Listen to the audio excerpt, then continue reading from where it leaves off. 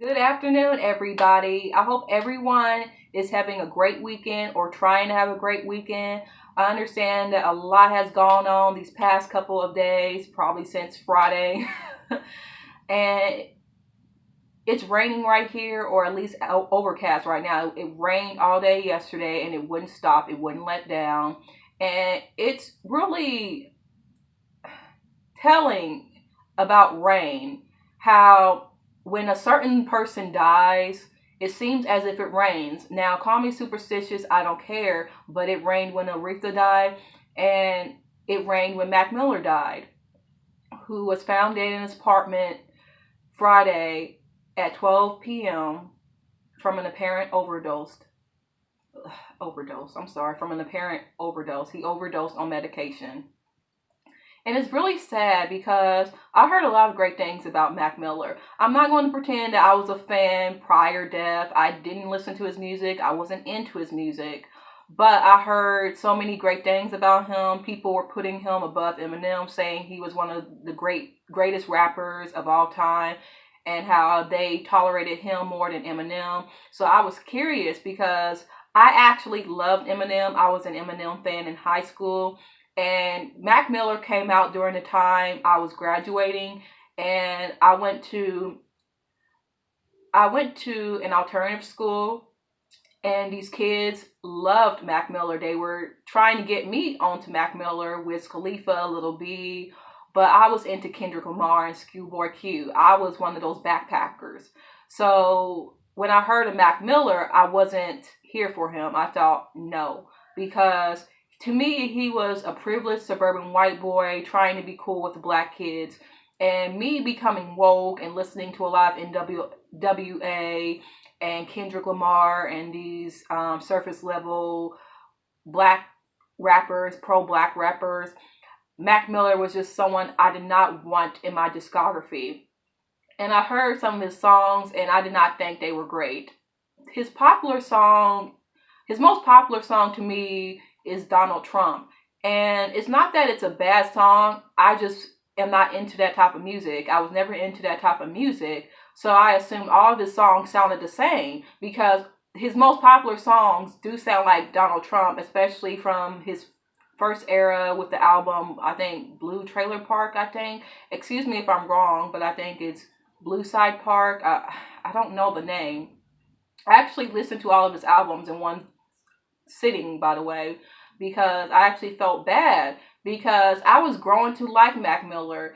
What really made me like him was in 2015 when he tweeted to his white fans to respect black culture, to not say the N word, and if they love black culture so much, why don't you go out and support Black Lives Matter? That's what really made me look at him like he's not a bad person. So I was never someone to trash talk Mac Miller. It was just that I just wasn't into his music. So I do feel bad, and I pray for his family. I pray for Ariana Grande. That was her ex. Mac Miller was probably the first person to really get her into the industry with her song The Way. And I'm not trying to be funny. I feel that Ariana Grande probably owes a lot to him in that regard, and she probably feels that way because I feel that he was one of her first industry friends. So I think Ariana Grande is probably going through so much emotions right now. All of his friends are going through emotions. Earl Sweatshirt, the whole gang of Odd Future. And I actually liked Mac Miller's verse on one of Earl Sweatshirt's songs. And I thought, maybe I should check out his music. But I never got around to doing so because, again, I only heard songs like Donald Trump. So I just assumed, his music would just kind of sound like that. And it may be good to you, but it just was never my style. I felt as if Mac Miller made um what did he make? I feel he made skate park music. Like, the cool kids that want to skate listen to, on scooters and all of that. But I just never was part of that crowd, so I didn't relate to Mac Miller. And I didn't really like a lot of Lil Wayne's newer music of that time because Lil Wayne also made skate park music. So it just wasn't my style. I didn't have anything bad to say about Mac Miller.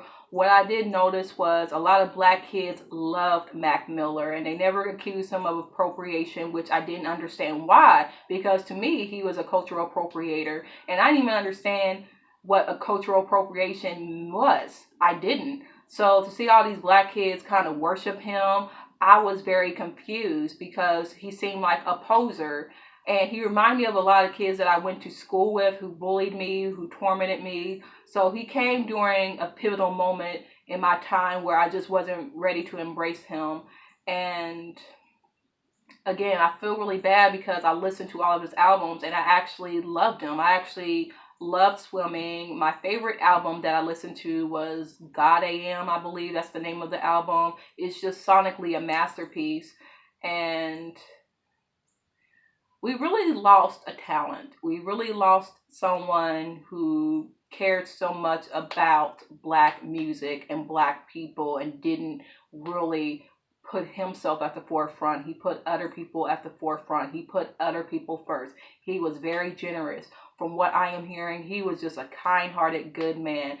And it is so sad that he went through so much that he had to turn to drugs. And I'm not trying to shame him because I go through issues as well. A lot of people go through those issues.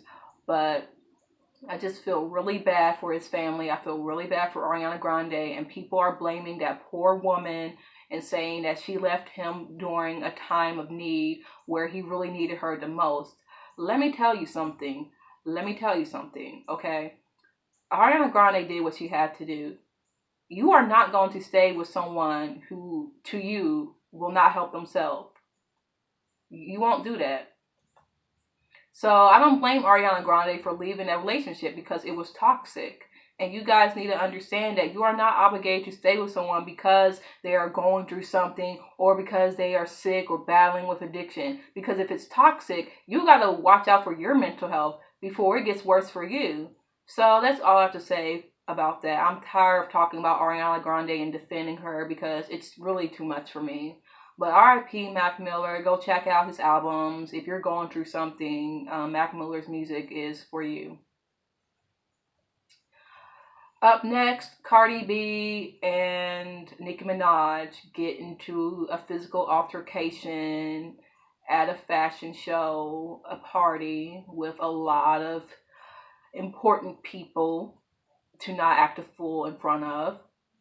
Cardi B, from witnesses, went up to Nicki Minaj's team, said, "Let me tell you something," lunged at Nicki. Nicki's team intercepted. Cardi then throw the shoe at Nicki. That was when Nicki's bodyguard, I'm sorry, Ra Ali gets into it with Cardi.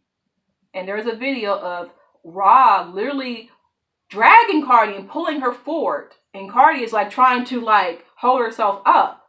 But Ra got her by the hair.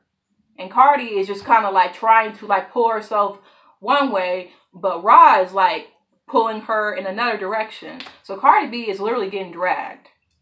And then there's a photo of Cardi B leaving the place with a big old knot on part of her eyebrow. Why do I keep pushing my glasses up? I need to get these tightened. I look like a nerd. But Cardi B pretty much got her ass beat by trying to beat somebody else's ass. And Nicki Minaj just sat there like, I'm standing right here. Come and get me. And of course, people who are so up Cardi B's ass are trying to say that Nicki Minaj started it. It's Nicki Minaj's fault. Nicki Minaj does everything wrong. She can never do anything right. The light-skinned Big Bird is always the good person. You know, y'all have this whole halo effect over Cardi B, and I don't like it. I really don't like it. I don't like how you guys act as if Cardi B can be a complete cunt, and that's just her personality, but another black woman, a brown skin or a dark skinned black woman can act like Cardi B. And apparently she's in the wrong. But Cardi B, this light skinned girl from the hood, can act like as what people say, ghetto trash, and you guys like that. But then let somebody call Cardi B ghetto trash and hood, and you want to defend her like, oh no, she's unapologetically black, and stop with the respectability politics. But you do not defend dark-skinned women who act the same as Cardi. And I don't call things ghetto or hood, but I'm going to say this. Cardi is loud and belligerent. I don't like that attitude. I don't like that attitude from anybody. I don't care who you are. You are not going to get up in my face. You are not going to try to threaten and intimidate me. I feel Cardi B is a grade A bully. She acts tough. She's like that light-skinned girl that got something to prove. So she's always starting fights with meek, darker-skinned girls who she knows she can take. And she wants to call them nappy-headed and bald-headed. She's a bully. She's a bully. She mocked a woman's dead son and called him a monkey, but that's y'all's hero, right? No, Cardi is a terrible person. She's been transphobic, she's been homophobic, she's been anti-Semitic, she's been ableist. Has Nicki Minaj been perfect? No, Nicki Minaj has said some similar things, but she's grown. Cardi B is clearly somebody who is in the same place as she was in 2012. That's the difference between Nicki and Cardi, is that Cardi is clearly somebody who has not grown and does not want to grow. Nicki Minaj has clearly grown throughout the years. There was a time where I didn't like Nicki Minaj. I didn't like the bitch. I didn't like her during Pink Friday or Roman Reloaded era with the pink wigs and the blonde hair. I didn't like her because I thought she was a coon. She tried so hard to appeal to the white gays. She was trying to do what Lady Gaga was doing at the time. I didn't feel she was original. She won me over during Pink Print, where she was actually making good music again. I didn't like Stupid Ho. I didn't like that she was calling Little Kim a monkey. I didn't like that Nicki Minaj. I like this Nicki Minaj who has grown from her, wild behavior. And that's the real reason why I like Nicki, because she's grown and Cardi hasn't. But it's obvious that Cardi got her ass beat. And apparently Nicki Minaj was the one that put that knot upside her head, because if you look at pictures and you see Nicki Minaj's wrist, you can see bruises on her knuckles. You can see it. So apparently Nicki was so quick to hit Cardi that no one saw it. But Nicki was basically like, I'm right here, bitch, and just snuck her. And y'all try to say that Nicki can't fight because she's this pretty girl from Queens. Just because you pretty doesn't mean that you can't fight. And I hate that, because y'all talk so hard about how y'all need to stop calling... I knew that they were gonna come.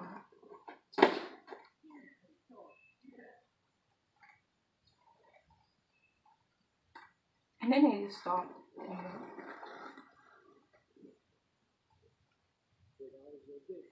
Can y'all go somewhere else? And then they just hang out in front of your house. I don't like that. That's funny. I was talking about Mac Miller, and they look like the guys that would have listened to old Mac Miller. Poor Mac Miller. I'm not trying to be funny. Anyway, y'all say Nicki Minaj can't fight because she's pretty and delicate and weak. I don't like that, because y'all talk about how y'all don't like people acting like being dark-skinned or rough on the outside means that you can fight and you're violent. And y'all trying to put that onto Nicki. Y'all trying to put that onto Nicki. I don't like that.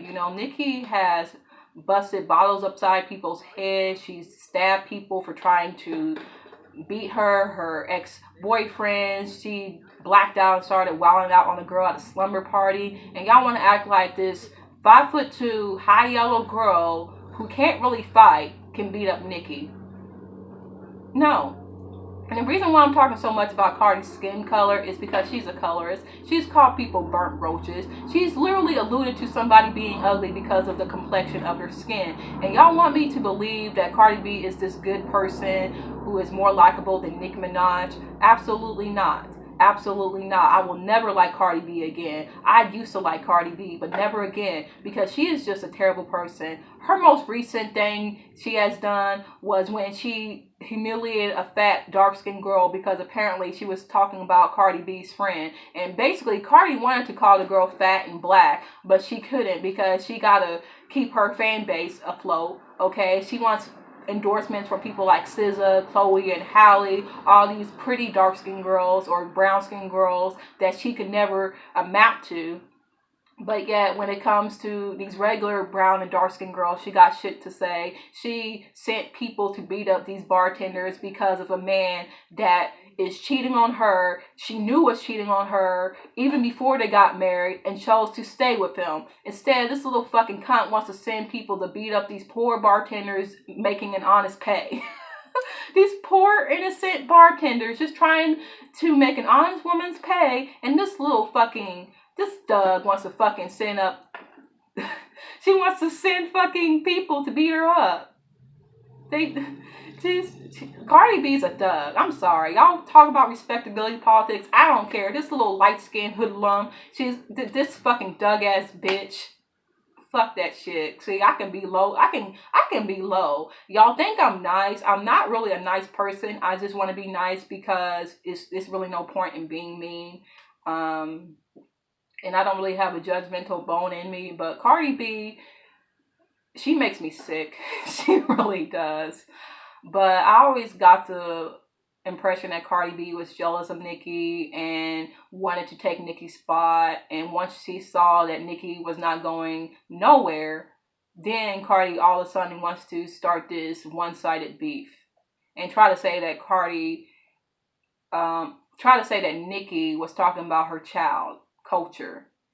Here's the thing I hate. Cardi B, you are not culture. You are fucking trash. Y'all want to say, oh, she's for the culture and all that. No, she's for the light-skinned, color-struck, black male, supremacist culture that only wants to uplift the light-skinned people and the males, but then wants to kick out the gays and the black women and the trans people. That's the part of culture that she is.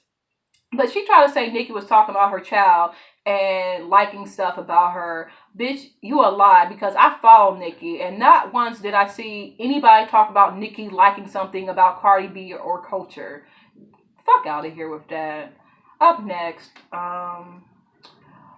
justice for Botham Jim or Botham Shem Jean. I'm sorry if I got that wrong.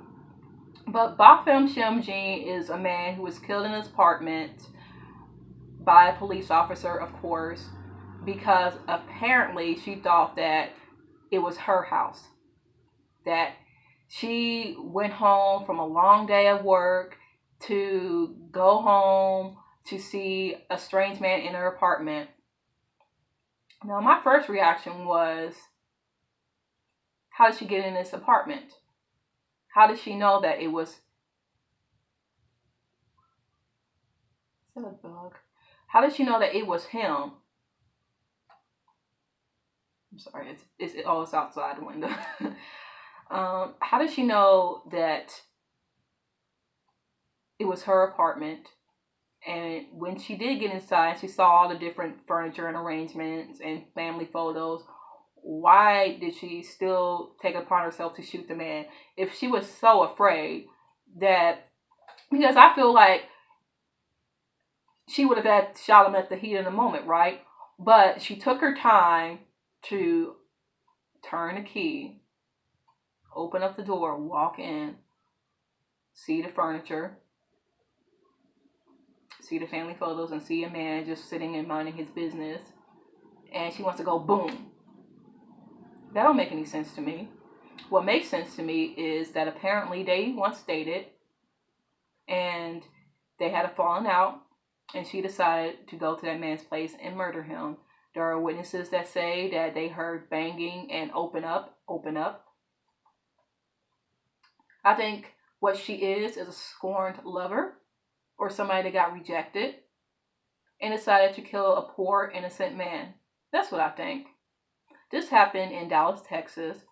I have a friend on Twitter, Hood's Socialist Beauty, who is organizing a protest now. So go follow her and, retweet everything that you can about Botham, because he was a nice person. He was not somebody that you would side-eye even during life. There was no reason this man should be dead. No one should be dead. You would think this would have ended with Trayvon Martin, You would think this would have ended with Mike Brown. You would think this would have ended with Freddie Gray. You would think this would have ended with Sandra Bland. You would think this would have ended with Corinne Gaines, who still didn't get the respect that she deserves. You would think this would have ended with, I forgot his name, the man that was shot 20 times because he had a crowbar. You would think this would have ended after the 2900th time that a person was shot and killed unarmed. But no, we still have a long way to go. And I'm not trying to be schmaltzy, but the world is mean. I mean, it's not nice. And I'm really disgusted because that man should be alive. He was in his home doing everything that he was supposed to be doing, abiding the law, and now he's dead because apparently a woman thought that he was in her apartment and he was a burglar and she was so threatened that she shot him in cold blood. No, I think you are some bitter ass bitch who was rejected and took this man's life. I think that's what it was. And you used your power to kill that man. Girl, I hope you get life. I hope you get life. I really do.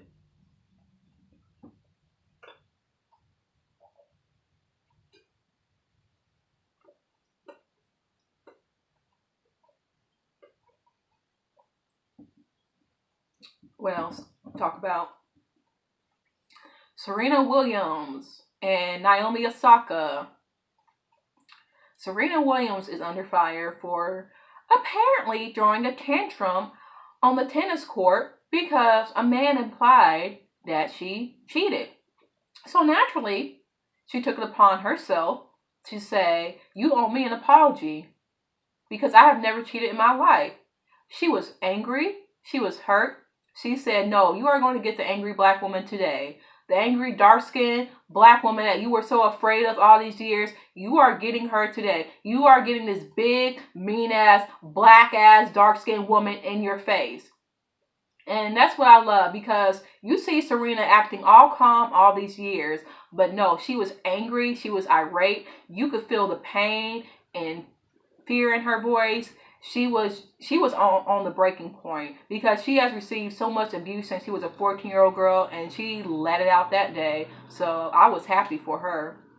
But it's unfortunate because she lost to Osaka, who is a Haitian Japanese woman, very cute girl, and you know the focus should be on Osaka because I'm not a fan of Serena losing, of course, but if she's going to lose to somebody, at least lose to another black girl. Because tennis is racist. All those, we know tennis is a racist sport. We all know that. And they've been trying to get Serena all these years. But Osaka is somebody who is very proud of both heritage and doesn't want people to erase it. Because they want to downplay her blackness like, oh, an Asian girl, a Japanese girl. No, bitch, she's Blasian. Black and Asian. She's a black girl. Just because her phenotype is different doesn't make her less black. And people are trying to say, oh, she has an Asian mother and don't erase her Asian mother. Well, apparently she's close with her father. And she said, I have a Haitian father and I grew up in a Haitian household and I grew up with my Haitian grandmother. She's not erasing any part of her heritage. She's both black and Asian. It's not like she's black and white and it's impossible to be one over the other. It's impossible to be a white and black person. You're either black or you're white because of white supremacy. But she's both Asian and black. And people want to erase that and try to say that, some non-black woman beat Serena. Like, dude, give credit where it's due. I'm proud of this girl. Like, she's a cute girl.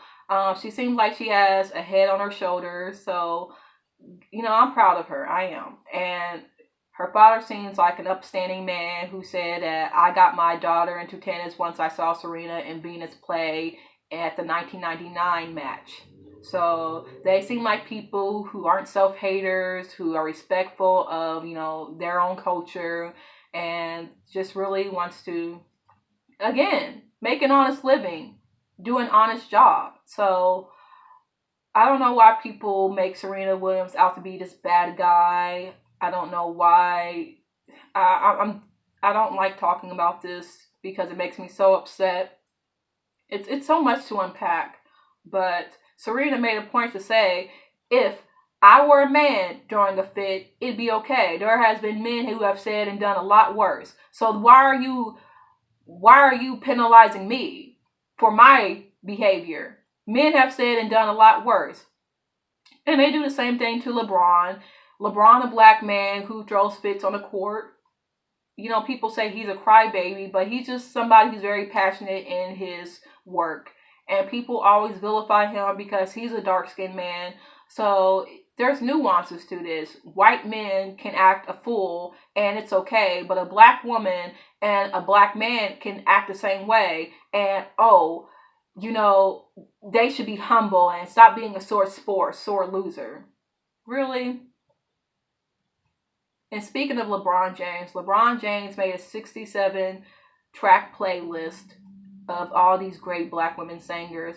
LeBron James, continue doing you, continue doing great. What else? Post Malone got into a car crash. I don't really care. He wasn't, I'm not even gonna get into that. I hope he gets better. What else? I'm looking at my sheet right there. Eminem released a surprise album. Don't care. He said the F word. And I'm just over Eminem. I don't know why I wouldn't listen to Mac Miller, but I had Eminem on heavy rotation because I did give white rappers a chance. I was a fan of Iggy Azalea, Krayshawn, Little Debbie, the whole white girl mob crew, and I also like G-Eazy, but for some reason Mac Miller just didn't appeal to me. That don't make any sense. I don't know why I didn't trade Eminem for Mac Miller. Because Mac Miller was a 10 times better artist than Eminem. Eminem is some old washed up man with some Fidel ass cap on his head. Don't know. What else? I gotta hurry up because I got things to do. Yeah. George Zimmerman. I just hope the man gets his comeuppance one day. Because he's just a terrible person. He threatened Beyonce and Jay-Z because of the documentary that they have been doing for months. The Trayvon Martin story. He said, tell your wife that she's a broke whore and that I'm going to feed both of y'all to the alligators. A 13-foot alligator, which people take it as racist because there's history of white people throwing black babies into the mouths of alligators during the 18th and 19th century. Yep. You must be a really sick man to threaten someone like Beyonce or any woman who really has no part in the beef you have with a man whatsoever. If I were Jay-Z, I don't know. Jay-Z, do something. Defend your wife. I don't like that. It's not even just the fact that it's Beyonce, but for you to say what you said about this woman who hasn't really said anything to you. You already know how she feels about you, but you being a punk trying to threaten this woman because of a beef you have with her husband. I'm not even going to give this any more attention. You already know how I feel. We all know how you feel. And last thing, Meek Mill and Drake squashed their beef. Hallelujah. Have a great day. Love y'all wherever you are. I love you.